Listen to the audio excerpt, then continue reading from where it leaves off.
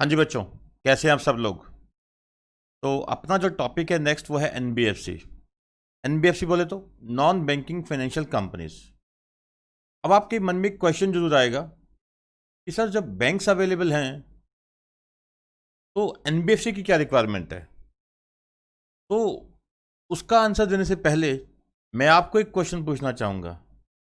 आपको वो टाइम याद होगा जिस समय क्या था कि हम छोटी छोटी ज़रूरतों के लिए तरसते थे।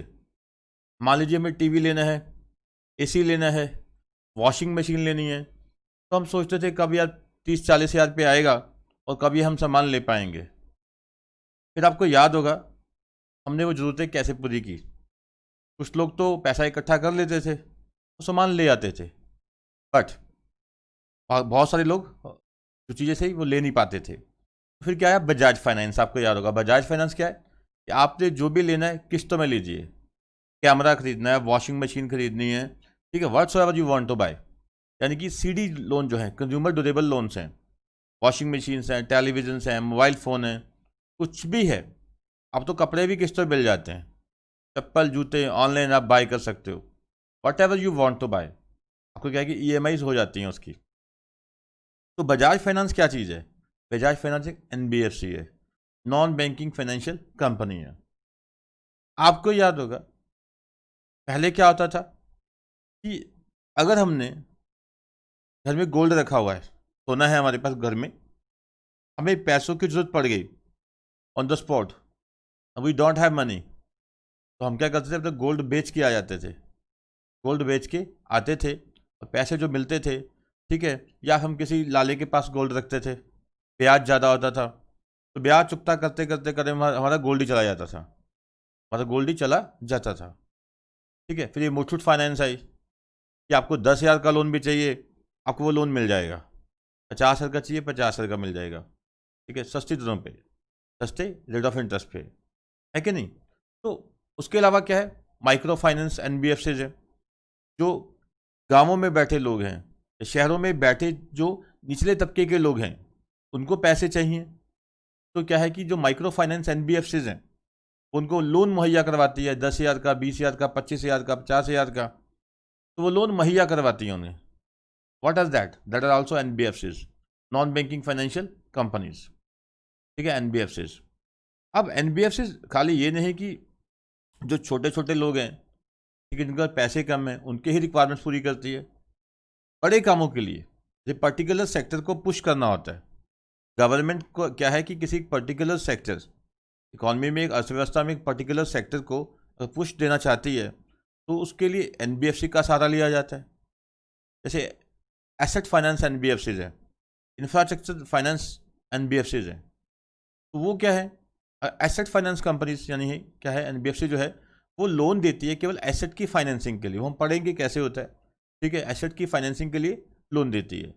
इंफ्रास्ट्रक्चर फाइनेंस कंपनीज है, केवल इंफ्रास्ट्रक्चर की डेवलपमेंट के लिए फाइनेंस देती है कि नहीं।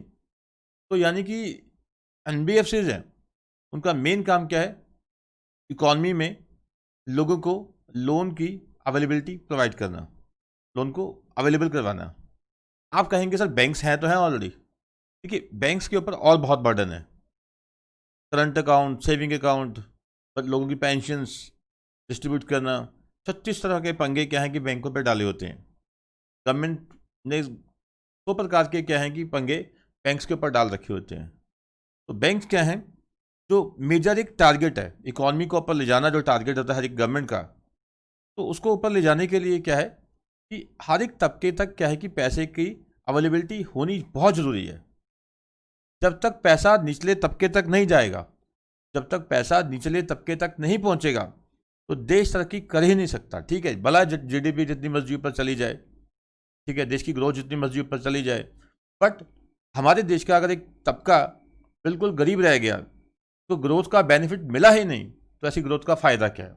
अमीर और अमीर होता गया, मिडिल क्लास चलो अमीर हो गया, कुछ एक निचला तबका मिडिल क्लास में चला गया, बट बड़ा तबका अगर निचले लेवल पे रह गया तो उस ग्रोथ का फ़ायदा क्या।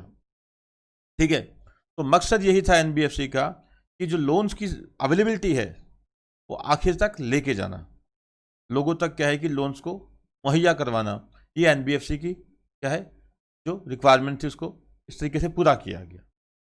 अब एनबीएफसी को रेगुलेट कौन करता है sir? Reserve bank of India. NBFC को रेगुलेट कौन करता है? रिजर्व बैंक ऑफ इंडिया यानी आरबीआई। ठीक है जी। उसके अलावा क्या है सर, ये एनबीएफसी बैंकिंग कंपनी से कैसे डिफरेंट है? अब जो एनबीएफसी है वो बैंकिंग कंपनी से डिफरेंट है, ऑब्वियसली डिफरेंट है। कैसे? जैसे बैंक्स हैं, आपने देखा होगा सेविंग अकाउंट्स, करंट अकाउंट बैंकों पे खुलाते हैं। सेविंग अकाउंट, करंट अकाउंट क्या है? डिमांड डिपॉजिट्स है। तो एनबीएफसी डिमांड डिपॉजिट्स एक्सेप्ट नहीं कर सकता, यानी आपका सेविंग खाता, करंट खाता नहीं खोल सकता। और आपने बैंक्स में देखा होगा चेक की फैसिलिटी अवेलेबल होती है, आप चेक इशू करते हैं। ठीक है, एक बंदा दूसरे बंदे को चेक इशू करता है, तो चेक्स की क्लियरेंस किसके थ्रू होती है? बैंक्स के थ्रू होती है। ठीक है, एक खाते में डेबिट होगा, दूसरे खाते में जमा होगा, तो ये फैसिलिटी एनबीएफसी नहीं देता। और जो बैंकिंग सेक्टर है, जो बैंक्स हैं, वो एक्सेसिवली रेगुलेटेड है। और जो एनबीएफसी है उस पर क्या है कि ठीक है वो रेगुलेटेड बाय आरबीआई है, पर उसके ऊपर रेगुलेशंस कम है। ठीक है, उसके ऊपर रिस्ट्रिक्शंस कम है। एनबीएफसी, बैंक को पैसा कहाँ से मिलता है? बैंक आईपीओ लेके आता है, एफपीओ लेके आता है। एनबीएफसी भी ऐसा करती है। बैंक्स क्या है कि डिपॉजिट्स एक्सेप्ट करते हैं लोगों से, बैंक को पैसा चाहिए होता है आरबीआई से लेते हैं। एनबीएफसी को जो मेजर फाइनेंस मिलता है वो बैंकों से मिलता है। नॉन बैंकिंग फाइनेंशियल कंपनीज को जो मेजर फाइनेंस मिलता है वो कहाँ से मिलता है? बैंकों से। ठीक है, आपने कभी देखा होगा एनबीएफसी के जो रेट ऑफ इंटरेस्ट होते हैं वो एज कम्पेयर टू बैंक हमेशा ज़्यादा होते हैं। रीज़न यही होता है कि एनबीएफसी बैंकों से ले रहा होता है पैसा। ठीक है, कुछ केसेस में वो आरबीआई से भी लेता है। तो जो एनबीएफसी है, जो मेजर पैसा कहाँ से ले रहा होता है? बैंकों से ले रहा होता है, इसीलिए उसके रेट ऑफ इंटरेस्ट भी कुछ ज़्यादा होते हैं। बट हाँ, आपने ये देखा होगा जो बैंक आपको लोन मना कर देता है लोन देने से, ठीक है, बैंक मना करता है लोन देने से, तो आपकी कई बार एनबीएफसी में फाइल क्लियर हो जाती है। एनबीएफसी में फाइल क्लियर हो जाती है। ठीक है, रीज़न क्या होता है कि उनके पास रिस्ट्रिक्शंस कम है, रिस्ट्रिक्शंस कम है, और वैसे भी उनका फोकस किस पे है? लोन देने पे है। उनके ऊपर और तो कोई बर्डन है नहीं ज़्यादा, उनका फोकस ही किस पे है? लोन देने पे। इसलिए एनबीएफसी का फोकस किस पे होता है? लोन देने पे। लोन कई तरह के मैंने बताया, जैसे माइक्रो फाइनेंस लोन है, बजाज फाइनेंस एससीडी लोन करता है, कंज्यूमर ड्यूरेबल लोन्स करता है। ठीक है जी। तो अगर हम एग्जांपल लें एनबीएफसी की, एक हमने ली बजाज फाइनेंस की, दूसरी ली हमने जैसे माइक्रो फाइनेंस है, ठीक है, टाटा फाइनेंस हो गया, और थर्ड आप कह सकते हो कि आपका चोलामंडलम हो गया, मुथूट फाइनेंस हो गया। ये सभी क्या हैं कि ये है NBFCs, non banking financial companies. आगे हम जाते जाएंगे, डिस्कस करते जाएंगे कि हाँ जी ये एनबीएफसीज किस प्रकार की एनबीएफसीज हैं। ठीक है, टाइप्स ऑफ एनबीएफसीज क्या हैं, उनकी एग्जांपल्स क्या हैं। ठीक है जी। तो एनबीएफसी का आपको कॉन्सेप्ट तो समझ आ गया होगा। एनबीएफसी का जो मेजर टारगेट है सरकार का वो यही है कि एनबीएफसी के जरिए लोगों तक लोन्स की फैसिलिटी मुहैया करवाई जाए। ठीक है, आइए आगे चलते हैं हम। तो टॉपिक क्या है हमारा? एनबीएफसी। पहले क्या है मीनिंग ऑफ एनबीएफसी? ठीक है जी। तो चलिए, non banking financial company is a company registered under the companies act. ठीक है, एक चीज़ तो क्लियर है, ये क्या होती है? कंपनीज एक्ट के अंडर रजिस्टर्ड होती है। ठीक है, engage in the business of loans and advances. Main काम क्या है इसका? लोन्स और एडवांसेस देना। Acquisition of share, stocks, bonds, debenture, securities issued by government or local authority or other marketable securities of a like nature, leasing, hire purchase, insurance business, kit business। ठीक है, NBFC का काम क्या है? एक company है जो रजिस्टर्ड है अंडर द कंपनी एक्ट, आगे जाके मुझे बहुत अच्छे से डिस्कस होगा। और मेन काम क्या है? लोन्स देना, एडवांसेस देना, शेयर, स्टॉक, बॉन्ड, डिबेंचर वगैरह में इन्वेस्ट करना, या गवर्नमेंट सिक्योरिटीज उसमें इन्वेस्ट करना। ठीक है, या other marketable securities of similar nature. उसके अलावा क्या करती है? लीज फाइनेंसिंग हो गया, हायर परचेज फाइनेंस है, इंश्योरेंस बिजनेस हो गए, चिट बिजनेस हो गए। ये काम भी क्या है कि एनबीएफसी करती हैं। But does not include any institution उस principal business is that of agriculture activity. याद रखना, ऐसा कोई भी इंस्टीट्यूशन जिसका प्रिंसिपल बिजनेस क्या है? एग्रीकल्चर एक्टिविटी है या इंडस्ट्रियल एक्टिविटी है, परचेज और sale of any goods other than securities or providing any services and sale, purchase, construction of immovable property। और ऐसा कोई भी इंस्टीट्यूशन, ठीक है, जिसका प्रिंसिपल बिजनेस क्या है? एग्रीकल्चर एक्टिविटी है, इंडस्ट्रियल एक्टिविटी है, ठीक है, तो रियल एस्टेट एक्टिविटी है, तो ऐसे इंस्टीट्यूशन कभी भी क्या है? एनबीएफसी नहीं हो सकते। फिर क्या है, NB non banking institution which is a company and has principal business of receiving deposits under any scheme or arrangement in one lump sum or in installments by way of contributions or in any other manner is also a non-banking financial company यानी residuary non-banking company। ठीक है, ऐसी कोई भी company जो कि लोगों से लमसम में या इंस्टॉलमेंट्स में डिपॉजिट्स एक्सेप्ट करती है तो वो भी क्या है, एक एनबीएफसी है। तो एनबीएफसी का मेन काम क्या है, लोन्स प्रोवाइड करना, उसके अलावा इन्वेस्टमेंट्स करना शेयर्स में, स्टॉक में, गवर्नमेंट सिक्योरिटीज में, लोकल अथॉरिटी द्वारा की गई जो इशू की गई सिक्योरिटीज़ हैं उसमें इन्वेस्ट करना। ठीक है, बट वो इंस्टीट्यूशंस जो एग्रीकल्चर एक्टिविटी, इंडस्ट्रियल एक्टिविटी या रियल एस्टेट एक्टिविटी एक्सेट्रा में एंगेज्ड हैं तो वो क्या है कि एनबीएफसी नहीं हो सकते।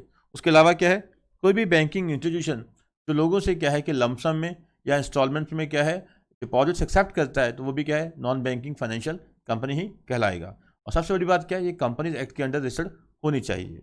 आइए आगे चलते हैं, एग्जाम्पल्स हैं कुछ, क्या है अच्छे से देखिए। India bulls home loans, India bull का नाम तो आपने सुना होगा, इंडिया बुल्स होम लोन्स हो गया, टाटा कैपिटल हो गया, DHFL Dewan Housing Finance Limited, Religare Finance हो गया, आदित्य बिरला फाइनेंशियल सर्विसेज हो गया, मुथूट फाइनेंस, बजाज फाइनेंस का आपने नाम सुना ही होगा। ये तीन नाम तो आपने पक्का सुने होंगे, इंडिया बुल्स, ठीक है, Muthoot finance and Bajaj finance. इनका दायरा काफ़ी बड़ा है। आगे क्या कि एनबीएफसी करती क्या है, कुछ एग्जाम्पल लिखिए। ठीक है, हाउसिंग फाइनेंस जैसे इंडिया बुल्स की एग्जांपल ली हमने, हायर परचेज फाइनेंस है, इन्वेस्टमेंट करती है आगे जाके। ठीक है, लोन देती हैं, इक्विपमेंट लीजिंग, आपने कोई इक्विपमेंट खरीदना है, मशीनरी खरीदनी है, उसके लिए लोन, तो एनबीएफसी का काम है। ठीक है, फिर चलिए आगे, फिर क्या है कि जो हमने पहले भी डिस्कस किया, इंपॉर्टेंट भी है कि एनबीएफसी एंड बैंक्स में फ़र्क क्या है, एनबीएफसी एंड बैंक में फ़र्क क्या है। ठीक है, तो पहला बात वही कि बैंक्स जो हैं वो लोगों से डिपॉजिट एक्सेप्ट कर सकते हैं। कौन से डिपॉजिट्स, कोई भी, जैसे डिमांड डिपॉजिट्स, ठीक है, जैसे करंट अकाउंट, सेविंग अकाउंट खोल सकते हैं। पर जो एनबीएफसीज हैं वो क्या है, देखिए यहाँ पे शब्द लिखा है NBFC cannot accept demand deposits.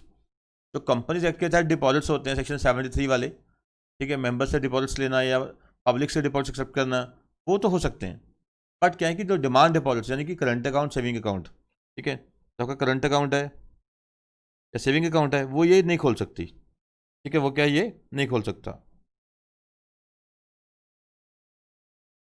ठीक है जी, तो बैंक क्या है कि डिपॉजिट्स एक्सेप्ट कर सकते हैं, हम कह सकते हैं डिमांड डिपॉजिट्स, और एनबीएफसी क्या है कि cannot accept demand deposit. जैसे मैं एग्जांपल ले रहा था, ठीक है, टेक्निकल इशू आ गया था कोई, करंट अकाउंट या फिर सेविंग अकाउंट वगैरह। ठीक है, उसके बाद क्या है, बैंक जो है वो forms part of the payment and settlement system, जैसे कि चेक्स वगैरह। ठीक है, and cannot issue cheques drawn on itself, but NBFCs do not form part of payment and settlement system. Payment and settlement system क्या है, मैंने आपसे पैसे लेने हैं, आपने मुझे चेक दिया, ठीक है, मैंने चेक क्या है कि अपने बैंक में लगा दिया तो क्लियरिंग में चला गया, तो चेक क्लियर हो गया, तो आपके खाते में पैसे डेबिट हुए, मेरे खाते में क्रेडिट हो गए। तो ये क्या है कि ये पेमेंट एंड सेटलमेंट सिस्टम है। तो बैंक्स इसमें इन्वॉल्व होता है, बट एनबीएफसी इस चीज़ में बिल्कुल भी इन्वॉल्व नहीं होता। ठीक है, NBFC do not form part of the payment and settlement system and cannot issue cheques drawn on itself. और सबसे बड़ी बात है, जो बैंक्स हैं उसमें हम जो पैसे जमा करवाते हैं उसकी डिपॉजिट की हमारी इंश्योरेंस होती है। शायद आपको पता भी नहीं होगा इस चीज़ का कि हम मेरे खाते में मान लीजिए 2 लाख रुपये है, तो कल को बैंक इंसॉल्वेंट हो गया, 1 लाख तो मुझे मिल ही जाएगा, उसके ऊपर का हो सकता है डूब जाए, 1 लाख की तो इंश्योरेंस है ही है। ठीक है, तो ये क्या है कि डिपॉजिट्स की इंश्योरेंस होती है अगर बैंक में आपका पैसा है। बट आपका पैसा अगर एनबीएफसी में है, आपने डिपॉजिट्स कहाँ लगा रखे हैं, एनबीएफसी के पास, तो उसकी कोई इंश्योरेंस नहीं होती। तो बैंक्स में जो पैसा है आपका वो क्या है, deposit insurance and facility, deposit insurance facility of the deposit insurance and credit guarantee corporation.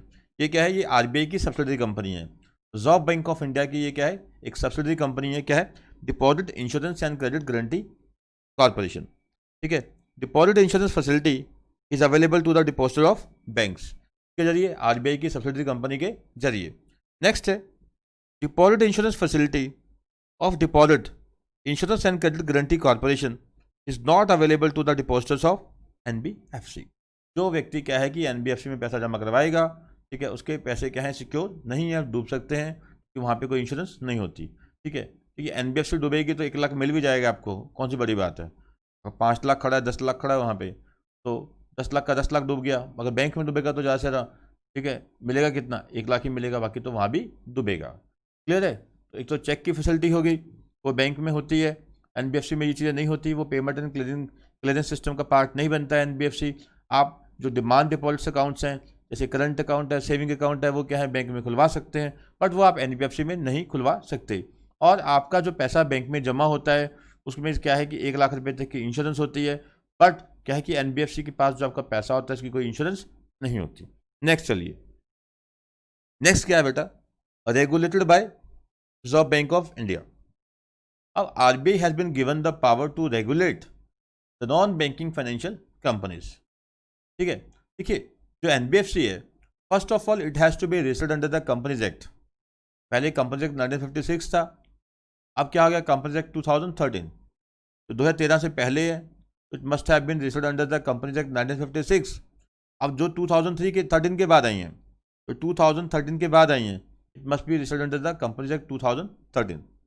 ठीक है, तो एक तो क्या है कि कंपनीज एक्ट के तहत रजिस्टर्ड होना चाहिए, second it has to take licence from reserve bank of India. ठीक है, ये भी क्या है रजिस्टर्ड होते हैं with the reserve bank of India, it has to got a licence from reserve bank of India. ठीक है, तो चलिए, reserve bank of India is interested with the responsibility of regulating and supervising the non-banking financial companies by virtue of powers vested in Chapter 3B of the Reserve Bank of India Act 1934। तो यानी कि reserve bank of India को RBI act 1934 के तहत powers दी गई है कि वो एनबीएफसी यानी नॉन बैंकिंग फाइनेंशियल कंपनीज को रेगुलेट कर सकता है। The regulatory and supervisory objective is to, ये पावर्स दी क्यों गई है, पावर्स जो है आरबीआई को एनबीएफसी को रेगुलेट करने की क्यों दी गई है। ठीक है, मकसद क्या है, एक कि जो फाइनेंशियल कंपनी यानी एनबीएफसीज हैं उनकी हेल्दी ग्रोथ हो। ठीक है, is to ensure healthy growth of financial companies. Second, ensure that these companies function as a part of financial system within the policy framework. जो पॉलिसी बनाई है reserve bank of India, उस framework के within क्या है कि financial system में work करें। फाइनेंशियल सिस्टम में बैंक भी है, फाइनेंशियल सिस्टम में इंश्योरेंस कंपनीज भी है, फाइनेंशियल सिस्टम में स्टॉक एक्सचेंज भी है, फाइनेंशियल सिस्टम में एनबीएफसीज भी हैं। तो जो फाइनेंशियल सिस्टम बना हुआ है, उस फाइनेंशियल सिस्टम की जो पॉलिसी फ्रेमवर्क है रिजर्व बैंक ऑफ इंडिया का, उसके विदिन काम करें। वो अलग बात है कि सिक्योरिटीज एक्सचेंज है तो वो किसके अंडर आती है, सेबी के अंडर आती है। इंश्योरेंस कंपनीज हैं तो इरडा के अंडर आती हैं, insurance Regulatory Development authority. NBFCs हैं, ठीक है, और बैंक्स हैं, एनएचबी है, जो हाउसिंग फाइनेंस कंपनीज हैं, वो सारी किसके अंडर आती हैं, वो आती हैं रिजर्व बैंक ऑफ इंडिया के अंडर। ठीक है, पहला क्या था, तो हेल्दी ग्रोथ के लिए काम करना। दूसरा क्या है कि जो कंपनीज हैं वो फाइनेंशियल सिस्टम के में जो पॉलिसी फ्रेमवर्क बनाया गया आरबीआई द्वारा, उसके विदिन वो काम कर सके in such a manner that their existence and functioning do not lead to systematic aberration. अगर देखिए एनबीएफसी जैसे हैं, तो आपने देखा होगा कि जो अपना जो क्राइसिस हुए हैं एनबीएफसी को, जितने ज़बरदस्त जो क्राइसिस हुए हैं, डीएचएफएल वाला क्राइसिस हुआ, ठीक है, आईएलएफएस का क्राइसिस हुआ, ये जो बड़े बड़े क्राइसिस हुए हैं, रीज़न क्या है कि वो लोन्स धड़ल्ले से देते गए और रिकवरी वो ढंग से कर नहीं पाए, ठीक है, और इकॉनमी में क्राइसिस रही काफ़ी ज़्यादा, ठीक है, लोन्स दिए गए और रिकवरी उनकी हुई नहीं। लोन्स क्या है कि दिए इस प्रकार से कि जिसका देखा ही नहीं, इसका क्या है कि जो एसेट फाइनेंसिंग है, जो एसेट जो बैकअप है इसका यानी सिक्योरिटी है, तो उसको पैसा रिकवर हो भी पाएगा कि नहीं हो पाएगा। एनबीएफसीज का क्या है बहुत बुरा हाल हो गया इन कारणों से, क्योंकि उनका क्या है कि वो प्रॉपर्ली रेगुलेट ढंग से हो ही नहीं पाए। ठीक है, तो पहला क्या मकसद है, एक तो जो फाइनेंशियल कंपनीज है एनबीएफसीज की हेल्दी ग्रोथ के लिए काम करना। दूसरा क्या है कि जो एनबीएफसीज हैं, जो आरबीआई द्वारा बनाया गया पॉलिसी फ्रेमवर्क है, उसके वजह से काम कर सके, ताकि क्या है कि कल को कोई सिस्टमेटिक फेलियर्स ना हो। ठीक है, जो डीएचएफएल है, आईएलएफएस का जो केस है, इसने क्या है कि पूरी इकॉनमी एक बार हिला के रख दी है। एनबीएफसीज की क्राइसिस के कारण क्या है कि जो प्राइवेट सेक्टर को क्या है कि लोन्स जा ही नहीं पा रहे। अब प्राइवेट सेक्टर में इन्वेस्टमेंट ही नहीं आएगी, उनको लोन पहुंचेंगे तभी तो वो इन्वेस्ट करेंगे। ठीक है, अगर वो प्राइवेट सेक्टर इन्वेस्टमेंट नहीं होगी तो जॉब क्रिएशन कैसे होगा। ठीक है, तो जॉब क्रिएशन कैसे होगा, तो टोटल फेलियर हो रहा है इस समय। ठीक है, उससे क्या है, एक तो एनबीएफसी क्राइसिस हो चुके हैं, एनबीएफसी क्लैप्स हो चुके हैं टोटली। उसके अलावा क्या है कि प्राइवेट इन्वेस्टमेंट आ नहीं रही, जिसके कारण क्या है जॉब क्रिएशन नहीं हो पा रही। तो ये भी रीज़न है। Ensure that quality of surveillance and supervision exercised by the bank over the NBFCs is sustained by keeping pace with the developments that take place in this sector of the financial system. Bank का मतलब यहाँ पे RBI है, ठीक है। तो एक ये इंश्योर करना रिजर्व बैंक ऑफ द्वारा, रिजर्व बैंक ऑफ इंडिया द्वारा, कि जो उसके ऊपर सर्वेलेंस है, जो क्वालिटी ऑफ सर्वेलेंस है या सुपरविजन है, वो RBI इसके ऊपर रख सके, ताकि क्या है कि ये प्रॉपरली वर्क कर सके। एक क्या है कि हेल्दी ग्रोथ के लिए काम करना, और ये इंश्योर करना है कि जो पॉलिसी फ्रेमवर्क बनाया गया है, तय किया गया है रिजर्व बैंक ऑफ इंडिया द्वारा, उस पॉलिसी फ्रेमवर्क के विजन ये काम कर सके, और इसको क्या है कि इसके ऊपर जो सर्वेलेंस है, एक सुपरविजन है, वो रखी जा सके रिजर्व बैंक ऑफ इंडिया द्वारा। फिर है registration with reserve bank of India. मैंने जैसे बताया कि जो NBFCs हैं, एक तो क्या है कि ये it must be registered under the companies act, ठीक है। जो 2013 से पहले की रजिस्टर्ड हैं, तो वो क्या है कि registered under the companies act 1956 है, और जो उसके बाद की हैं वो registered under the companies act 2013 obviously होनी चाहिए, है कि नहीं। उसके अलावा क्या है, it must apply to the RBI, it must apply to the reserve bank of India for registration और लाइसेंस, ठीक है। It has to get a licence from RBI, it has to be registered with the reserve bank of India. और क्या है कि एक होता है नेट ऑन फंड्स, ठीक है, नेट ऑन फंड्स, तो अराउंड वो 2 करोड़ का होता है, ठीक है। तो नेट ऑन फंड्स उतना कि इनके पास होना चाहिए, है कि नहीं। तो ये आगे चलते हैं, इसको पढ़ते हैं पूरा एक बारी। तो जो NBFCs हैं which want to get registered with the reserve bank of India, पहला क्या है, a company incorporated under the companies Act and desires of commencing business of non banking financial institution as defined under section 5(1)(a) of the RBI Act 1934 should comply with the following. तो कोई भी company जो registered है under the companies act, ठीक है, उसे ये पूरी मतलब कोई भी कहने का भाव NBFC के तौर पे कोई कंपनी रजिस्टर्ड होना चाहती है, NBFC का काम करना है, तो क्या चाहिए, पहले तो वो कंपनी होनी चाहिए, ठीक है। यानी कि कहने का भाव कोई इंडिविजुअल है, प्रोप्राइटरशिप है, पार्टनरशिप है, यानी कि वो NBFC नहीं खोल सकते, वो नहीं चला सकते। क्यों लिखिए, क्या रहे हैं, NBFC, non banking financial companies, पीछे कंपनीज है, तो केवल एक कंपनी ही NBFC हो सकती है। It should have a company registered under the companies act, एक बात। दूसरी बात, एक minimum net on fund, minimum net on fund, और ये ऑन फंड क्या होते हैं हम पढ़ेंगे अभी, ठीक है। मिनिमम नेट ऑन फंड जो RBI द्वारा प्रिस्क्राइब्ड है वो होने चाहिए, और तब तक ये बिजनेस स्टार्ट नहीं कर सकते जब तक क्या है कि certificate of registration from reserve bank नहीं मिल जाएगा। नो NBFC कैन कमेंस और carry on the business of A NBFC non banking financial institution without obtaining A certificate of registration from reserve bank. Simple, एक तो company होना चाहिए, registered under the companies act है। Second, licence लेना है RBI से। Third, net on funds जो prescribed है उसके पास होने चाहिए। However, certain categories of NBFCs which are regulated by other regulators are exempted from requirement of registration with the RBI। अब देखिए, हम जो बात कर रहे हैं, हम ये कह रहे हैं कि NBFC को RBI के पास रजिस्टर्ड होना है। बड़े की सोचिए आप, अब इंश्योरेंस कंपनी भी क्या है कि NBFC ही है, नॉन बैंकिंग फाइनेंशियल कंपनी ही है, ये भी याद रखना। इंश्योरेंस कंपनी भी एक NBFC है, बट इंश्योरेंस कंपनी का जो मेजर रेगुलेटर है वो कौन है, IRDA, Insurance Regulatory Development Authority of India. तो insurance company has to be registered with the IRDA। तो उसे कहते हैं कि अब देखिए, उसको डबल रेगुलेशंस के नीचे ना पड़े, उधर से RBI, उधर से इंश्योरेंस, उधर से क्या IRDA, तो दोनों जगह उसको रजिस्टर्ड ना होना पड़े, इसलिए उसे RBI के पास रजिस्टर्ड होने के लिए एग्जम्प्ट कर दिया गया। तो इंश्योरेंस कंपनी IRDA के पास रजिस्टर्ड है, IRDA के पास रजिस्टर्ड है, तो उसे RBI के पास रजिस्टर्ड होने की कोई रिक्वायरमेंट नहीं है। तो इस प्रकार से एक तरह से कह रहे हैं कि रजिस्ट्रेशन करवानी है RBI के पास, और साथ ही कह रहे हैं कि हाँ, जिनके ऊपर डबल रेगुलेटरी अथॉरिटी बैठी हैं, जिनके ऊपर डबल रेगुलेटरी रिक्वायरमेंट्स हैं, तो उनको कहते हैं कि एक के पास रजिस्टर करवा लो, RBI के पास आप रहने दो। एग्जाम्पल क्या है, इंश्योरेंस कंपनी। जैसे कि in relation to venture capital fund, देखिए VCF है या मर्चेंट बैंकर्स है, ठीक है, मर्चेंट बैंकिंग कंपनीज हैं।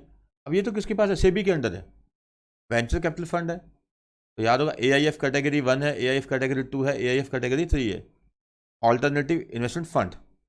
उनको क्या है कि वो तो SEBI के पास रेगुलेटेड है, SEBI रेगुलेट करता है, तो वो SEBI के पास रजिस्टर्ड है। अब क्या RBI के पास रजिस्टर्ड होना पड़ेगा ना, तो कहते हैं कि जिनके ऊपर डबल रेगुलेशन लगते हैं तो वो ठीक है, वहाँ पर रजिस्टर्ड हो जाए SEBI के पास या इंश्योरेंस IRDA के पास, तो RBI के पास वो रहने दें। तो venture capital fund merchant banking companies, stock broking companies, ये सारी कहाँ रजिस्टर्ड विद सेबी हैं, उनको छोड़ दिया गया।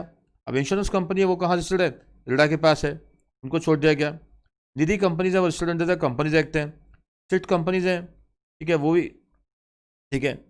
तो फिर एक हाउसिंग फाइनेंस कंपनीज हैं, उनको कौन रेगुलेट करता है, NHB, national housing bank, stock exchange, और ये mutual fund, mutual benefit company, ठीक है। स्टॉक एक्सचेंज हो गया, म्यूचुअल बेनिफिट कंपनी हो गया, हाउसिंग फाइनेंस कंपनीज हो गया, इंश्योरेंस कंपनीज हो गया, मर्चेंट बैंकर्स हो गया, स्टॉक ब्रोकिंग कंपनीज हो गया, ठीक है। ये सभी कंपनीज जो हैं इनकी अलग अलग रेगुलेटर्स हैं, अलग अलग रेगुलेटर्स के तहत ये रजिस्टर्ड हैं। तो इन्हें आरबीआई के पास रजिस्टर्ड होने की कोई रिक्वायरमेंट नहीं है। बेशक ये एनबीएफसी है, बेशक ये नॉन बैंकिंग फाइनेंशियल कंपनीज हैं, बेशक ये फाइनेंशियल सर्विसेज प्रोवाइड करती हैं, ठीक है, ये नॉन बैंकिंग फाइनेंशियल कंपनीज हैं, बट इवन देन इन्हें क्या है कि क्या है, आरबीआई के पास रजिस्टर्ड होने की कोई रिक्वायरमेंट नहीं है। तो नॉर्मली क्या है, एनबीएफसी खोलने के लिए क्या है, एक कंपनी बनानी पड़ेगी, तो कंपनी एक्ट 2013 के तहत रजिस्टर्ड होना पड़ेगा, ठीक है। इसके अलावा क्या है, उसे आरबीआई से क्या है रजिस्ट्रेशन करवानी है, और हमने एक्सेप्शन भी देख ली। उसके बाद क्या है, मिनिमम नेट ऑन फंड्स होनी चाहिए। आइए आगे चलते हैं। फिर कहते हैं ऑन फंड क्या होता है। ऑन फंड, ऑन फंड क्या होता है बेटा, owned fund means, owned fund means aggregate of paid up equity capital. क्या पहले पेड अप इक्विटी कैपिटल आ गया, प्रेफरेंस शेयर्स आ गए, which are compulsorily convertible into equity. पहला क्या है, पेड अप इक्विटी कैपिटल, दूसरा प्रेफरेंस शेयर्स जो कन्वर्टेबल हैं कंपल्सरली, फिर इक्विटी शेयर्स, फिर आ गया फ्री रिजर्व्स, ठीक है, फिर आ गया बैलेंस इन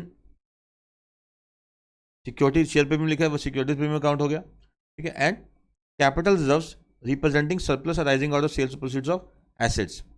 एसेट को बेचने से जो कैपिटल प्रॉफिट्स हुए हैं तो वो आ जाएगा, excluding reserve credit by revaluation of assets after deducting therefrom the accumulated balance of loss, deferred revenue expenditure and other intangible assets.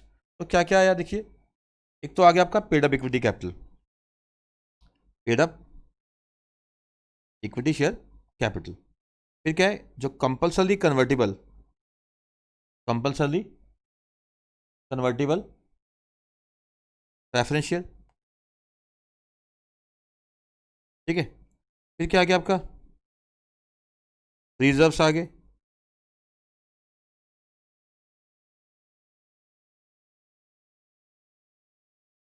तो शेयर प्रीमियम का बैलेंस है,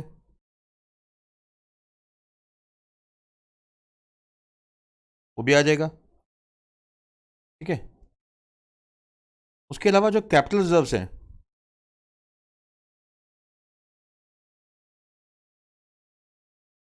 वो भी आएंगे, बट हाँ याद रखना अगर ये रिवैल्यूएशन रिजर्व से कमाए गए हैं फिर नहीं आएंगे, ठीक है, नॉट रिवैल्यूएशन रिजर्व, एसेट की रिवैल्यूएशन से जो कमाए हैं वो बेटा नहीं आएंगे,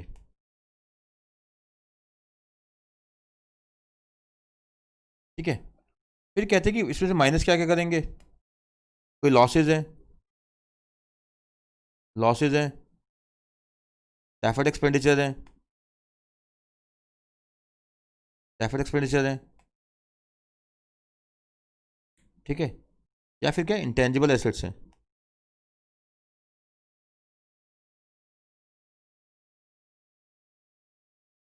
या माइनस कर देंगे। अब जो बचेगा ये क्या है बेटा, ऑन फंड, ठीक है, इसे क्या बोलेंगे हम, ऑन फंड्स, ठीक है जी। आइए आगे चलते हैं। तो ये आपको समझ आ गया होगा, paid up equity capital, paid up equity share capital, compulsory convertible preference shares, reserves, ये शेयर प्रीमियम हो गया, कैपिटल रिजर्व्स हो गया, और जो रिवैल्यूएशन प्रॉफिट्स हैं वो नहीं आएंगे इसमें, ठीक है। उसके अलावा क्या है, तो लॉसेज है माइनस हो जाएंगे, डेफर्ड एक्सपेंडिचर है माइनस हो जाएंगे, intangible assets like patents copyright वगैरह माइनस हो जाएंगे, जो बचेगा that is called on funds. उसके बाद क्या है, नेट ऑन फंड्स, ठीक है, पहले क्या था ऑन फंड्स, फिर क्या है नेट ऑन फंड्स। अब जो रिक्वायरमेंट थी वो किसकी थी, नेट ऑन फंड्स, ठीक है, क्या थी, नेट ऑन फंड्स की। फिर कहते हैं कि नेट ऑन फंड्स क्या है, अब जो ऑन फंड्स आया है, जो क्या है ऑन फंड्स आया है, उसमें से हम माइनस कर देंगे वो वाली investments of such company in shares of its subsidiaries, companies in the same group and all other NBFCs, ठीक है। तो यानी अपनी सब्सिडरी कंपनीज में या फिर क्या सेम ग्रुप की कंपनीज में जो शेयर्स खरीद रखे हैं, या कुछ और एनबीएफसी में जो पैसा लगा रखा है वो माइनस हो जाएगा। And the book value of debentures, bonds, outstanding loans and advances including hire purchase and lease finance made to and deposits with the subsidiaries and companies in the same group to the extent it exceeds 10% of the owned fund। ठीक है, अब देखिए एक तो हमने on fund तो निकाल लिया, अब निकालना है नेट ऑन फंड। अब नेट ऑन फंड में क्या होगा, तुम्हें माइनस करना वो क्या है, एक तो सब्सिडीज कंपनीज हैं, ठीक है, जो सब्सिडीज कंपनीज हैं और सेम ग्रुप में की जो कंपनीज हैं उसमें जो इन्वेस्ट कर रखा है, अदर एनबीएफसीज में जो इन्वेस्ट कर रखा है वो माइनस हो जाएगा। उसके अलावा जो ऑन्ड फंड का 10% से ज़्यादा तो पैसा लगा रखा है किसमें, तो लोन्स दे रखे हैं, डिवेंचर्स में, बॉन्ड्स में, आउटस्टैंडिंग लोन्स हैं, एडवांसेज हैं including hire purchase and lease finance loans हैं, मेड टू, याद रखना, made to and deposits with the subsidiaries और सेम ग्रुप की कंपनीज। ठीक है, तो क्या है कि जो सेम ग्रुप की कंपनीज हैं और जो सब्सिडीज कंपनी है उनको लोन दे रखे हैं, वहाँ निवेश कर रखा है, वो सारा माइनस हो जाएगा, उसे क्या बोलेंगे, नेट ऑन फंड्स। तो 3 रिक्वायरमेंट है एनबीएफसीज के लिए, एक तो क्या है कि कंपनीज एक्ट के तहत वो रजिस्टर्ड हो, दूसरा नेट ऑन फंड की रिक्वायरमेंट है, तीसरा आरबीआई से रजिस्ट्रेशन की रिक्वायरमेंट है और उसकी भी एग्जम्पशंस हैं। और फिर हमने देखा ऑन फंड्स क्या होता है, ठीक है, पेड अप इक्विटी आ गया, फिर कंपलसरी कन्वर्टेबल प्रेफरेंस शेयर्स आ गया, फिर क्या आ गया आपका शेयर प्रीमियम अकाउंट आ गया, फ्री रिजर्व्स आ गया, कैपिटल रिजर्व भी आ गया अगर आपने एसेट सेल करके कमाया है, बट क्या है जो आपका रिवैल्यूएशन रिजर्व है उसमें नहीं आएगा। फिर माइनस आ जाएगा आपका लॉसेज हैं, डेफर्ड एक्सपेंडिचर हैं, इंटेंजिबल एसेट्स हैं, वो सभी माइनस हो जाएंगे। ये क्या आ जाएगा आपका ऑन फंड्स। फिर क्या है कि आपकी सेम ग्रुप की कंपनीज हैं, सब्सिडीज कंपनीज हैं, उसमें कोई निवेश कर रखा है, शेयर्स, डिबेंचर, बॉन्ड लगा रखे हैं, उसकी बुक वैल्यू है, ठीक है, ये लोन दे रखे हैं उसको, सब माइनस हो जाएंगे, जो बचेगा that is called net on fund. फिर चलते हैं आगे, नेक्स्ट है कैटेगरीज ऑफ एनबीएफसीज। हम देखिए स्टार्टिंग में डिस्कस किया, हमने स्टार्टिंग में डिस्कस किया क्या, कैटेगरीज ऑफ एनबीएफसीज। जब हम बात करें तो हमने कहा था कि एक होती है micro finance NBFC, asset finance NBFC, infrastructure finance NBFC, ठीक है, लीज फाइनेंस एनबीएफसी और हायर परचेज फाइनेंस एनबीएफसी। ठीक है, ये सारी क्या है, ये क्या है, और हाँ सीडी लोन भी करते हैं, कंज्यूमर ड्यूरेबल भी हो, जैसे बजाज फाइनेंस है। ठीक है, तो ये क्या है कि एक तरह से जो कंज्यूमर लोन प्रोवाइड करती है वो वाली एनबीएफसी, कौन सी, बजाज फाइनेंस, है कि नहीं। तो अब क्या है कि हम पढ़ेंगे अब टाइप्स ऑफ एनबीएफसीज। पहले तो बस एक बनाया डायग्राम सा, आगे जाके डिटेल में है। तो कहते हैं एनबीएफसीज को कैटेगराइज कर सकते हैं, एक तो क्या है कि वो एनबीएफसीज जो डिपॉजिट एक्सेप्ट करती हैं, और वो एनबीएफसीज जो नॉन डिपॉजिट एक्सेप्टिंग एनबीएफसीज, यानी एक एनबीएफसी जो डिपॉजिट एक्सेप्ट कर लेती है और दूसरी एनबीएफसी जो डिपॉजिट एक्सेप्ट नहीं करती। बट आप ये मत सोचना कि ये करंट अकाउंट वाले हैं, ये सेविंग, वो नहीं है, ये वैसे डिपॉजिट्स हैं। ये जो डिमांड, उसको देखिए, जो करंट अकाउंट है, सेविंग अकाउंट है, वो डिमांड डिपॉजिट होता है, वो नहीं। डिमांड मतलब जब मर्जी निकलवा सकते हैं, जब मर्जी जो पैसा निकलवा सकते हैं, it is called demand deposits. यानी आप वहाँ पे सेविंग या करंट खाता नहीं खुलवा सकते एनबीएफसी के पास, कभी खुलवाया आपने, होता है तो खुलवाएंगे कैसे। ठीक है, तो क्या है, तो ये जो है एनबीएफसी है, एक होता है कि जो डिपॉजिट्स एक्सेप्ट कर सकती है और दूसरा क्या है जो डिपॉजिट्स एक्सेप्ट नहीं कर सकती। फिर कहते हैं कि फिर है कि कुछ एनबीएफसी ऐसी होती हैं जो सिस्टमेटिकली इंपॉर्टेंट होती हैं, इंफ्रास्ट्रक्चर को फाइनेंस करना है। अब इंफ्रास्ट्रक्चर जैसे आईएलएफएस था, आईएलएफएस, तो ये क्या थी, सिस्टमेटिकली इंपॉर्टेंट एक एनबीएफसी है आईएलएफएस। ठीक है, तो non deposit taking NBFCs bye their size into systematically important and other non deposits holding companies. ठीक है, उसमें क्या है, एक तो क्या है नॉन डिपॉजिट्स एनबीएफसीज हैं, ठीक है, सिस्टमेटिकली इंपॉर्टेंट है, और कुछ ऐसी कंपनीज हैं जो क्या है कि नॉन डिपॉजिट्स होल्डिंग कंपनीज हैं, जो क्या है नॉन डिपॉजिट्स होल्डिंग कंपनीज हैं। फिर क्या है, by the kind of activity, मैंने बताया कि माइक्रो फाइनेंस है, लीज फाइनेंस है, ठीक है, हायर परचेज फाइनेंस है, एसेट फाइनेंस है, वो क्या उनकी एक्टिविटी है, वो क्या उनकी बेटा एक्टिविटी है। तो टाइप्स ऑफ एनबीएफसीज हैं, ये तो मेजर एक्टिविटीज़ के जरिए हो गया।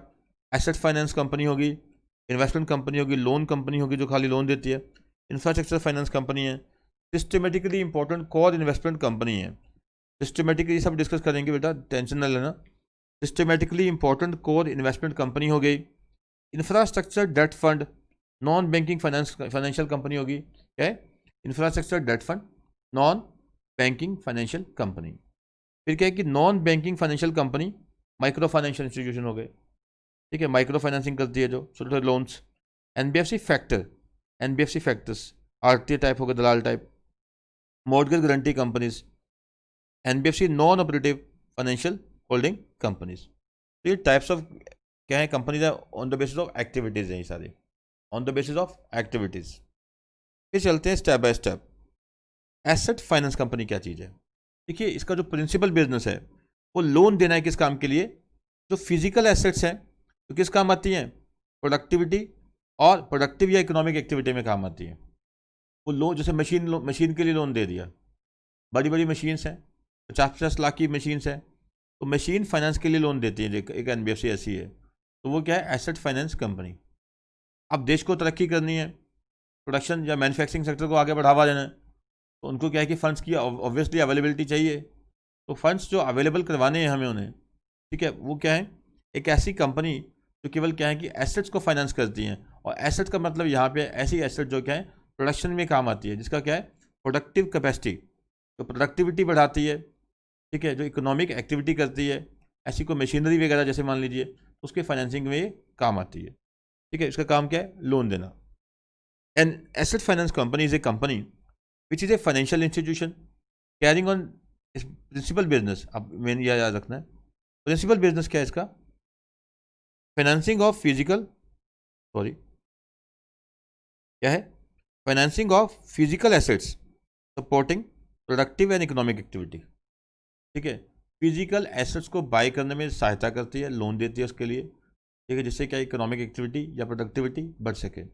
सच एज ऑटोमोबाइल्स, ट्रैक्टर्स, लाथे machines, generator sets, earth moving and material handling equipments, moving on power and general purpose industrial machines. तो समझ गए होंगे मेरे ख्याल से। ऐसी कोई भी कंपनी जो एसेट्स को फाइनेंस करने के लिए लोन देती है, उसे हम क्या बोलते हैं? Asset finance company. और एसेट कौन सी? फिजिकल एसेट, ना कि इंटेंजिबल, ठीक है। मकसद क्या है? इकोनॉमिक तथा जो इकोनॉमिक एक्टिविटी है या प्रोडक्टिविटी है एसेट्स की, उसको बढ़ावा देना। नेक्स्ट बेटा, प्रिंसिपल बिजनेस का मतलब क्या है यहाँ पे? Principal business for this purpose is defined as aggregate of financing real and physical assets supporting economic activity and income arising therefrom is not less than 60% of its total assets and total income respectively। अब देखिए, अब कहते हैं कि देखिए वो NBFC उसका principal business क्या है? एसेट की फाइनेंसिंग, उससे हम क्या बोलते हैं? Asset finance company. अब कहते हैं ये प्रिंसिपल बिजनेस का मतलब क्या है? एक तरह की बिजनेस ही ये है, तो प्रिंसिपल बिजनेस ही है, मेन बिजनेस यानी कि। अब प्रिंसिपल बिजनेस का मतलब क्या है कि 60% एसेट्स फाइनेंसिंग कहाँ पे, एसेट कहाँ पे है? इस एसेट फाइनेंसिंग में लगा। तो 60% एसेट्स कहाँ लगी हुई हैं? एसेट्स की फाइनेंसिंग में।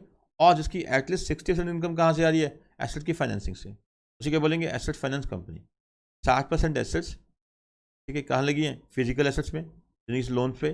और 60% इनकम कहाँ से आ रही है? इसी एसेट की फाइनेंसिंग से।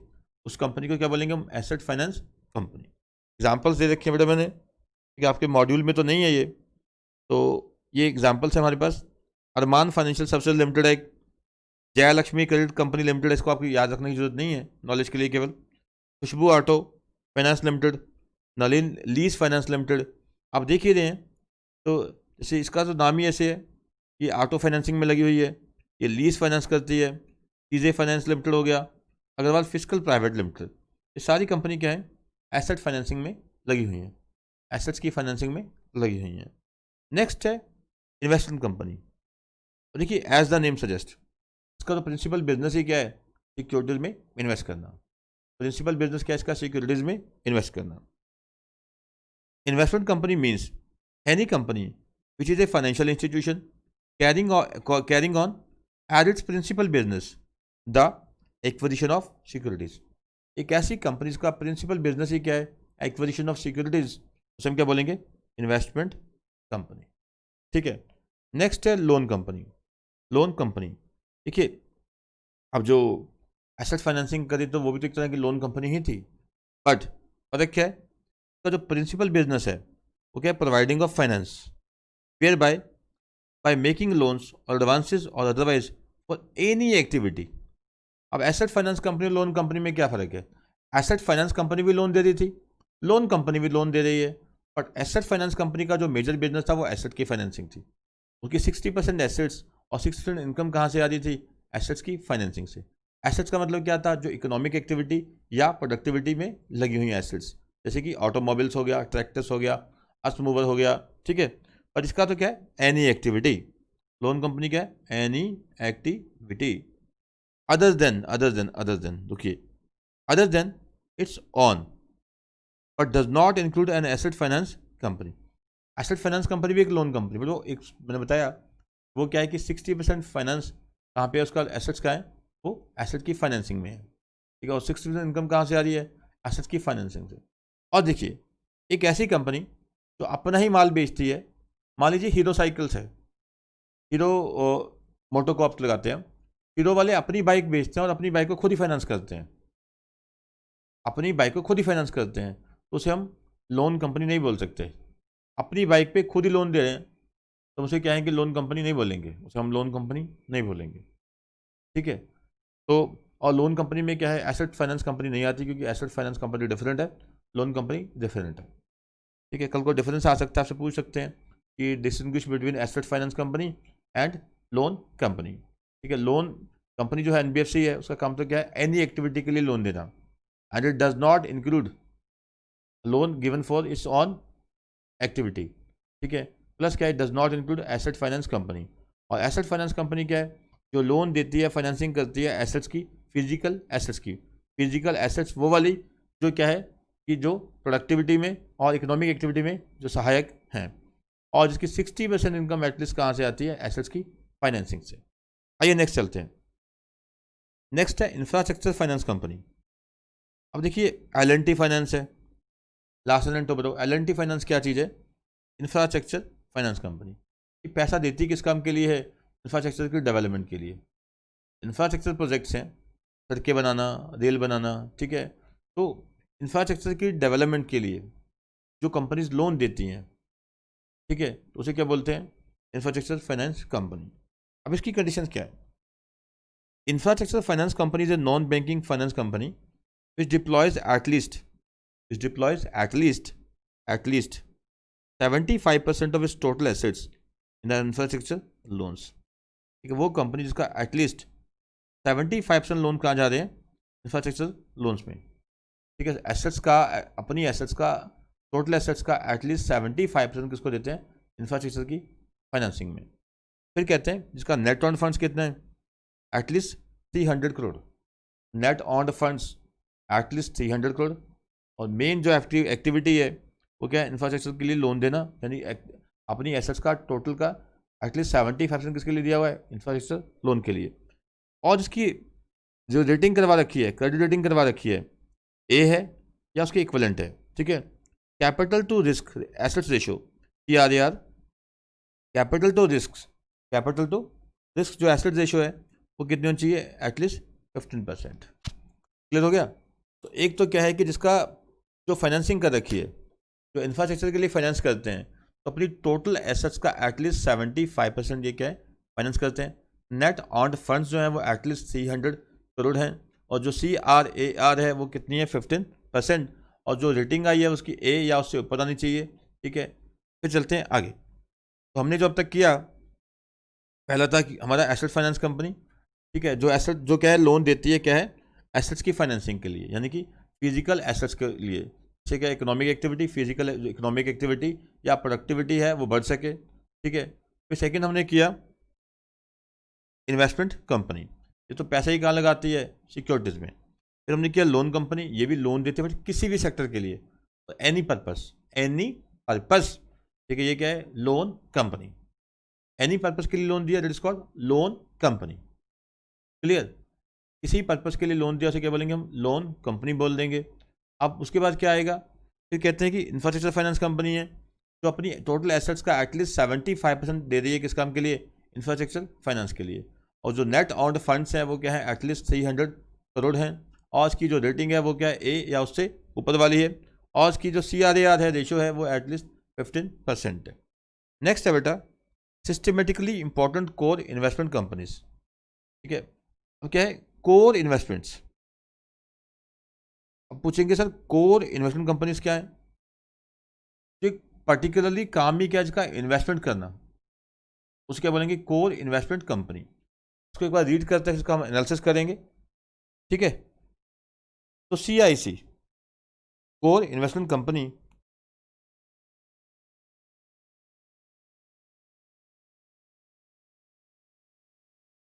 नॉन डिपॉजिट्स, एनडी मतलब non deposit, systematically important. Short में क्या बोल रहे हैं इसको? CICNDSI।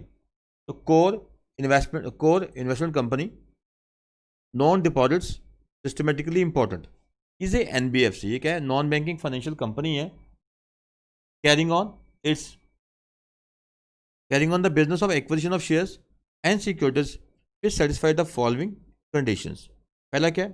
एटलीस्ट 90% ऑफ एसेट जो है वो क्या इन्वेस्टमेंट है उसकी इक्विटी शेयर्स में, प्रेफरेंस शेयर्स में, डेट में, और loans in the group companies. ठीक है, ग्रुप कंपनी में पैसा लगा रखा है इसने, कोर इन्वेस्टमेंट कंपनी। सेकेंड है it's investment in the equity shares including instruments compulsory convertible into equity shares. जैसे मान लीजिए प्रेफरेंस शेयर्स है, कन्वर्टेबल इनटू इक्विटी शेयर्स है, जो अगले 10 साल में कन्वर्ट हो जाएंगे इक्विटी में। In the group companies constitute not less than 60% of its total assets.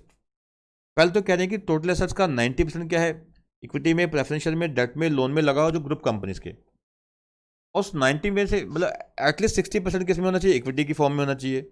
अब इक्विटी में क्या आ जाएगा? जो कन्वर्टेबल सिक्योरिटीज हैं जो अगले 10 साल में इक्विटी में कन्वर्ट हो जाएंगे, वो भी आ जाएगा।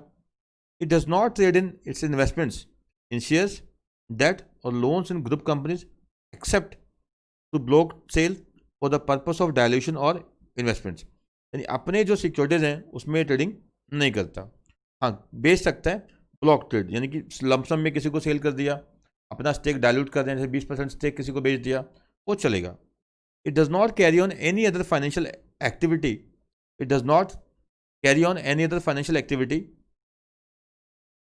Accept investment in bank deposits, money market instrument, government securities, loan to and investment in debts issuance of group companies और guarantees issued on behalf of group company. कोई और फाइनेंशियल एक्टिविटी नहीं करेगा। ठीक है, कर सकता है, गवर्नमेंट की सिक्योरिटीज में लगा सकता है, बैंक में डिपॉजिट करा सकता है, मनी मार्केट इंस्ट्रूमेंट में लगा सकता है, ठीक है, लोन दे सकता है, इन्वेस्ट कर सकता है जो ग्रुप कंपनी ने डेट सिक्योरिटीज इशू की हैं, ठीक है, और उनके बिहाफ पे गारंटीज भी दे सकता है।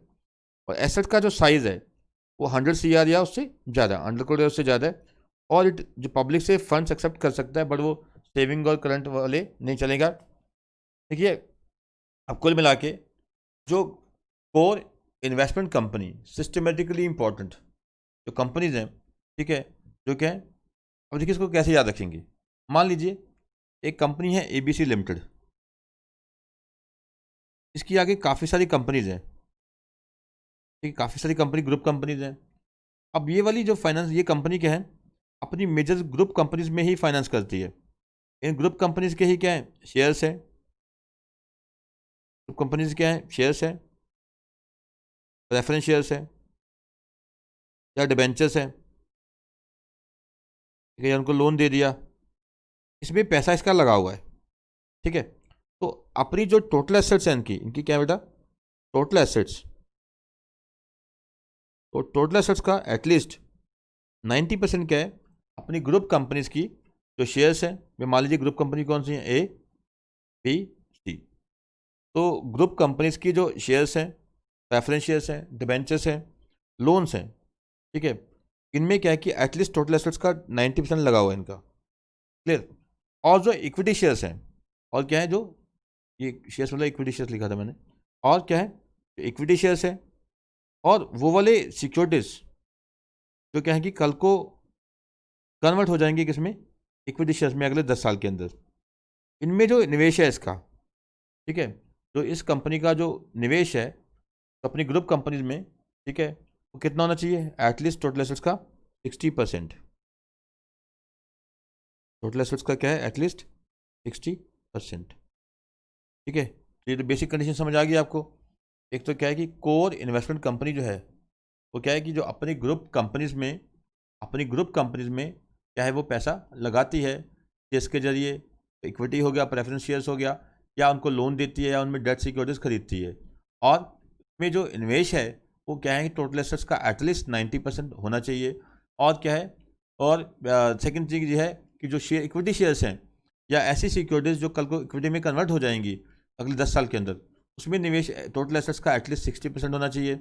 ऐसा नहीं है कि और कुछ नहीं कर सकते, हाँ कहते हैं कि एनी अदर एक्टिविटी नहीं करेगा, बट हाँ मनी मार्केट इंस्ट्रूमेंट्स हैं, गवर्नमेंट सिक्योरिटीज़ हैं, बैंक डिपॉजिट्स हैं, ठीक है, वो ये काम कर सकता है। और ये कहता है कि अपनी ही सिक्योरिटीज़ में ट्रेड नहीं करना, बट हाँ ब्लॉक सेल है, डिसइन्वेस्टमेंट है, ठीक है, डाइल्यूशन ऑफ स्टेक है, वो ये कर सकता है।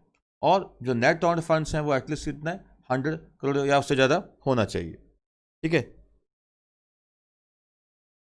और ये हाँ पब्लिक से डिपॉजिट्स ले फंड्स ले सकता है, पर जो डिमांड डिपॉजिट्स है वो ये ले नहीं सकता, हम पहले ही डिस्कस कर चुके हैं, ठीक है जी। ये भी आपको क्लियर हो गया होगा। कोर इन्वेस्टमेंट कंपनी, इसका 90% एटलीस्ट किस में लगा, अपने ही ग्रुप कंपनीज में लगा हुआ है। Equity, preference, debt as well as loans. और जो इक्विटी में है वो कितना है, एटलीस्ट 60%। पब्लिक से डिपॉजिट एक्सेप्ट कर सकता है, डिमांड वाले नहीं कर सकता ऑब्वियसली। और net on funds at least 100 crore या उससे ज़्यादा है, एटलीस्ट 100 करोड़ हो गया, ठीक है। और अपनी ही सिक्योरिटीज में ट्रेडिंग नहीं करनी, कर सकता है ब्लॉक सेल कर सकता है, इस इन्वेस्टमेंट कर सकता है, डायल्यूशन कर सकता है, ठीक है जी। आइए आगे चलते हैं। फिर कहते हैं infrastructure debt finance, infrastructure debt fund, NBFC. अब ये देखिए एज द नेम सजेस्ट, इसका मकसद ही क्या है कि ये डेट फंड देता है किसको, इंफ्रास्ट्रक्चर प्रोजेक्ट्स के लिए।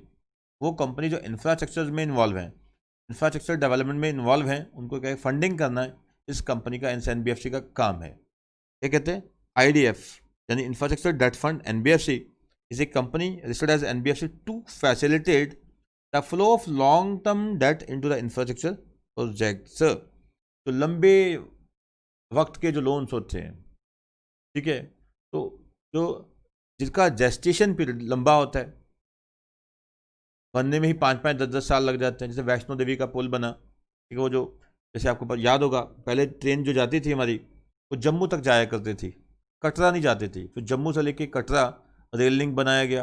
अब ये लंबे समय के प्रोजेक्ट्स होते हैं, ठीक है, एलएनटी वालों ने बनाया, एलएनटी इंफ्रा। तो वो क्या है, ठीक है, तो वो क्या है कि जो ये एनबीएफसी का काम क्या है, जो इंफ्रास्ट्रक्चर प्रोजेक्ट्स हैं उसके लिए लंबे समय के लिए लोन देना। And IDF NBFC raise resources, और पैसा कहाँ से आएगा इसके पास, to the issue of rupee और डॉलर, रुपी या dollar denominated bonds of minimum 5 year maturity, ठीक है।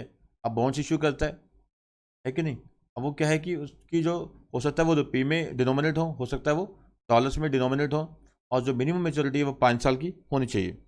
Only infrastructure finance companies can sponsor IDF infrastructure development finance NBFC, ठीक है। केवल इंफ्रास्ट्रक्चर फाइनेंस कंपनीज हैं वही इंफ्रास्ट्रक्चर डेट फंड कंपनी को स्पॉन्सर कर सकती है। इसका जो स्पॉन्सर है वो कौन होगा, इंफ्रास्ट्रक्चर फाइनेंस कंपनीज। इसकी एग्जांपल क्या है, ठीक है, जो इंफ्रास्ट्रक्चर डेवलपमेंट फाइनेंस कंपनी की एग्जांपल क्या है, LNT, IDF, India Infradebt and IDFC IDF. तो इसकी कुछ एक एग्जांपल्स है।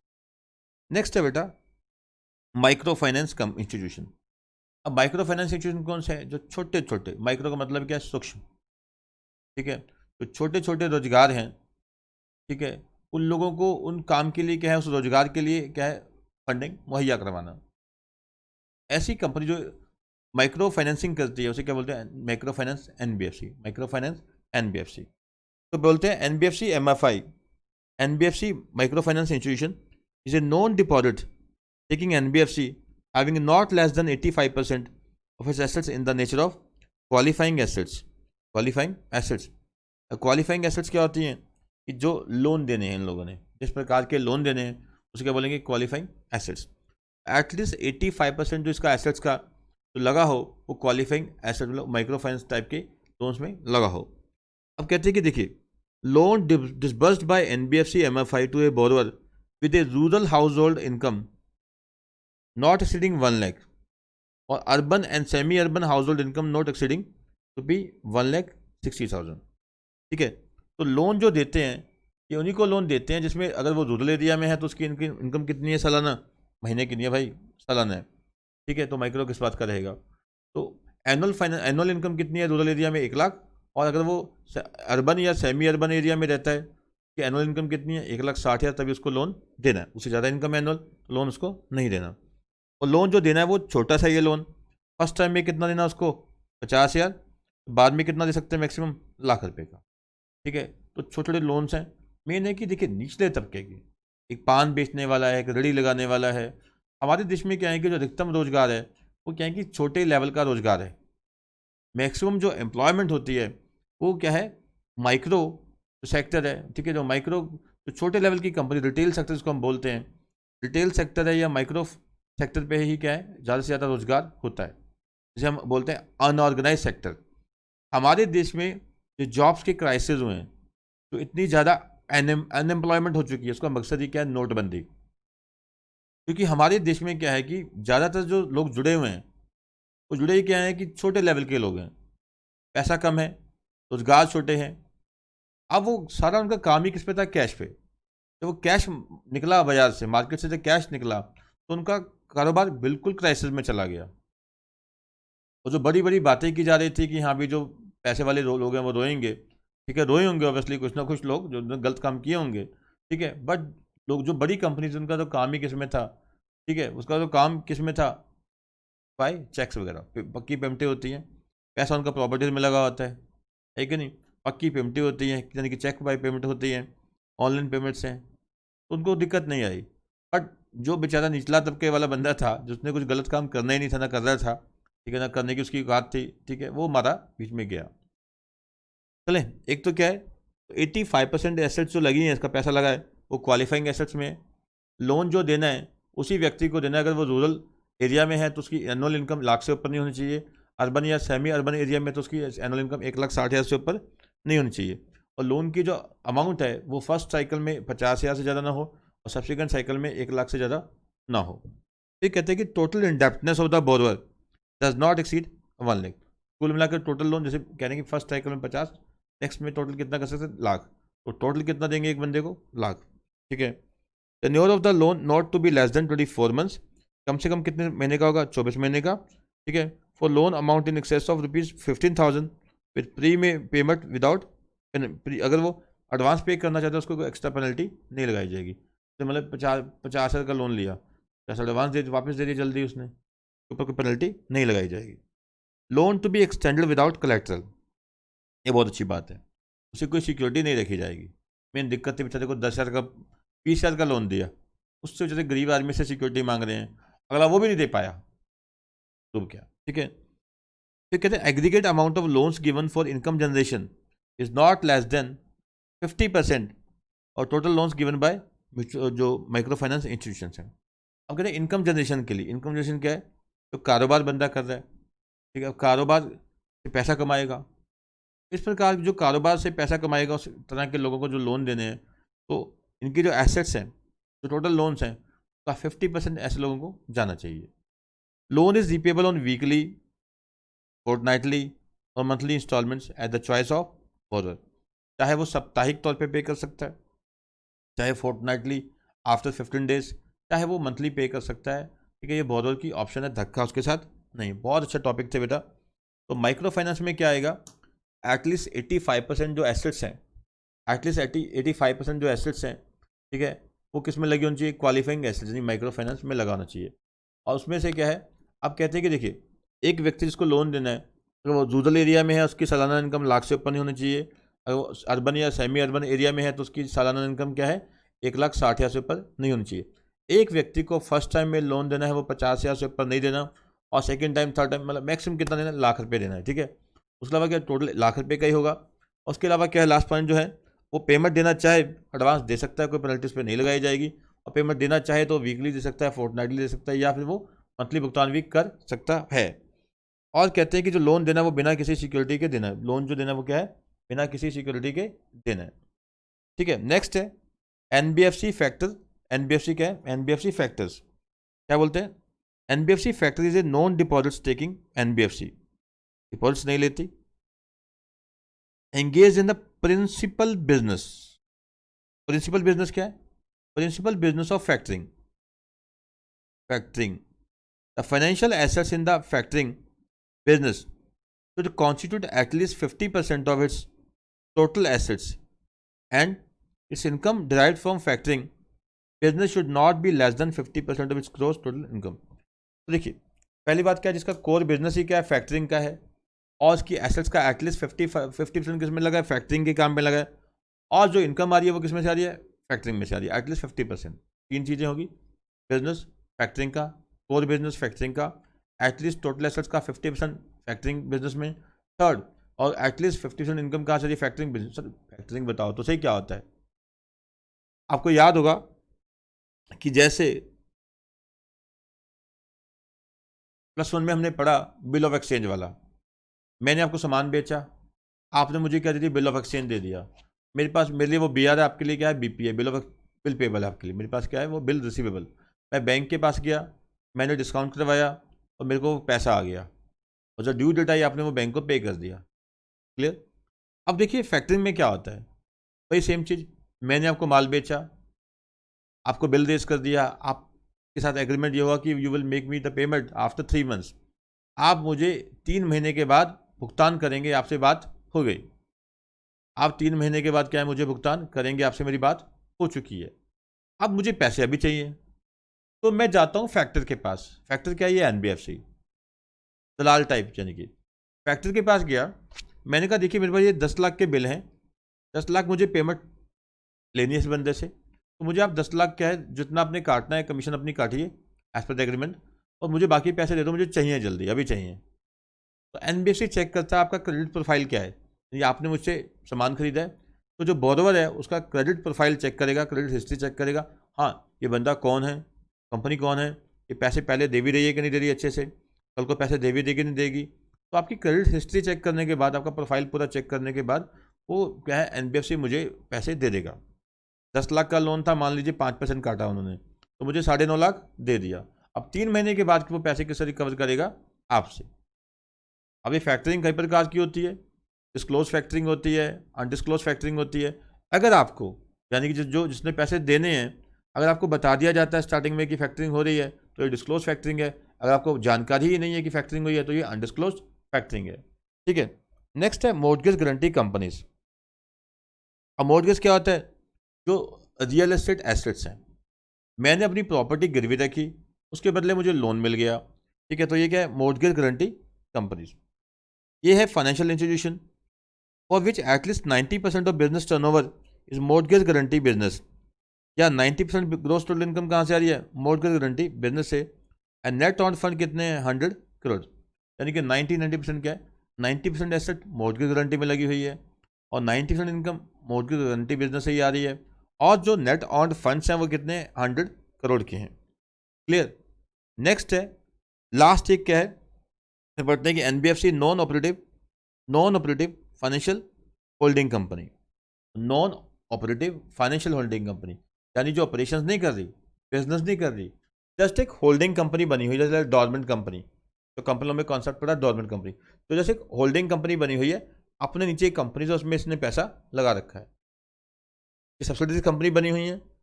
तो नॉन डोरमेंट कंपनी है, नॉन ऑपरेटिव मतलब डोरमेंट कंपनी है, नॉन ऑपरेटिव कंपनी है, का पैसा किसमें लगा है, नीचे अपनी सब्सिडरीज कंपनी में लगा हुआ है, बट ये ऑपरेशन कोई नहीं कर रही। तो NBFC non operative financial holding company is financial institution through which promoter groups will be permitted to set up a new bank. और ये लोगों के लिए नहीं है, इसकी जो सब्सिडरीज कंपनी है वहाँ पैसा लगेगा।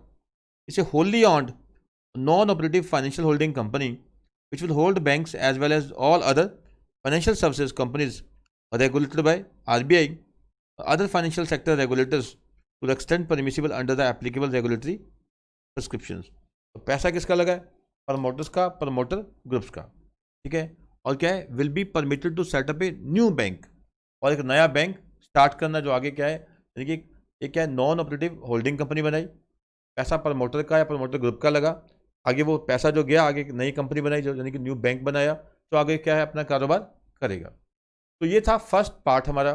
ठीक है, इसमें हमने क्या सीखा, इस पार्ट में हमने सीखा कि NBFC होती क्या है, इसको लाने की जरूरत क्यों पड़ी, और उसके अलावा एग्जांपल डिस्कस कीजिए, Bajaj finance, Tata finance, Cholamandalam, Muthoot finance, L&T finance, Shriram finance, ये सारी हमने एग्जांपल डिस्कस की, और इंडिया बुल्स फाइनेंस वगैरह हो गया। फिर हमने डिस्कस किया कि बैंक और एनबीएफसी में अंतर क्या होता है, डिफरेंस क्या होता है, ठीक है। और हमने डिस्कस किया टाइप्स ऑफ एनबीएफसी क्या होती हैं। तो फर्स्ट पार्ट में इतना ही, ठीक है। आप इस जो अब तक इसको पढ़ा हमने, इसको अच्छे से समझिए, ठीक है। कई जगह समझने वाली बात है, कई जगह क्रैमिंग भी आ रही है, ठीक है। कई जगह आपको क्या क्रैम भी करना पड़ रहा है, पर जैसे भी कीजिए इसको अच्छे से याद रखिए। कुछ पार्ट क्रैमिंग का भी है, बट समझ के पढ़ेंगे क्रैम आप हो जाएगा, ठीक है। आपको समझ के पढ़ेंगे तो अच्छे से आपको समझ आ जाएगा, याद भी हो जाएगा। थैंक यू बेटा।